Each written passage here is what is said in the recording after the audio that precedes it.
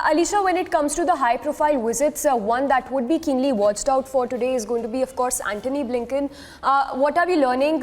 When is Antony Blinken expected to reach Israel? One, and any more high-profile visits that are expected in the days to come, given that there have been a lot of calls exchanged, be it with the UAE president of President Biden as well, just last evening.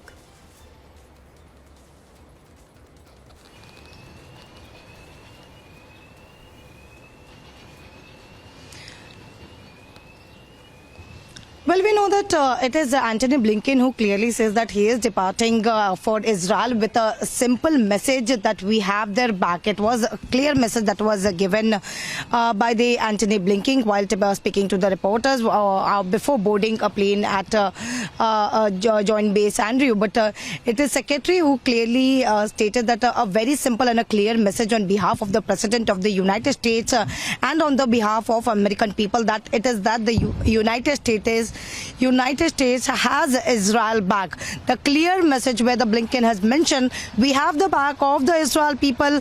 We have the back today. We'll have it tomorrow. We will have it every day.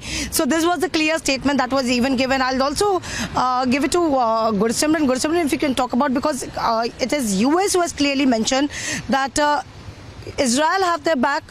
The people, American people are there, US people have been supporting, they have their back yesterday, they have it today, they will have it tomorrow. See, it's very important because the US has come out in open, and the visit of Secretary Blinken clearly shows that US is not mincing the words. They are part of this war against the terrorists of Hamas. But will it also lead to an escalation? Will the entry of US also mean that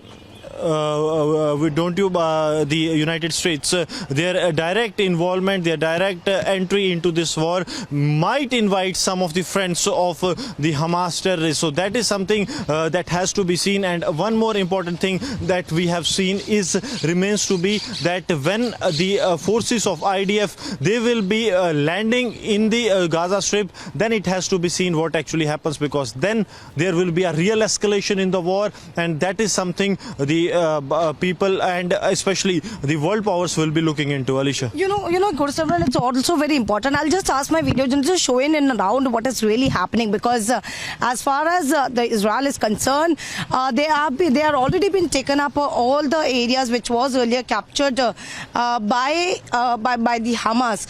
But as far as it's not only as you asked, Samiksha, that what are the other global leaders' plan, but yes, it's people who have been, or the other nations who have been making an operations. As far as India is concerned, whether India has announced the launch Operation Ajay to help Indians stuck in Israel, because as per the External Affairs Ministry, around 18,000 Indians are currently residing in Israel, and there is a special charter flight and other arrangements being put in place to help Indians to return to the country. So nothing the same. The ministry said that they are fully committed to the safety and the well-being of the nationals abroad, that is Indian nationals abroad, and the first batch of Indians is expected to brought back from Israel in a special flight on Thursday, that is today. So we are expecting that a special flight under the name of Operation Ajay will be done, and there is also an Indian embassy in Israel who has been constant in touch with the authorities.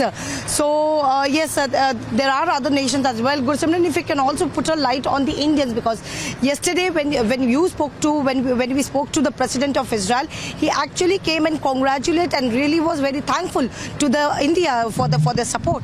See, there's no doubt that the people of Israel also hail the efforts that have been made by the Prime Minister Narendra Modi and the people of India, those who have stood firmly with the people of Israel at the time when the Israel needed the moral support the most. Because when we were in Delhi and we spoke to the ambassador of Israel to India, he said in the very clear terms that we are capable enough to fight wars, no matter it is on a single front, on a double front, or on multiple fronts. But what we need is a moral support support from the countries who are from the society that has no space for the violence. So India was the one of the first that stood up with Israel.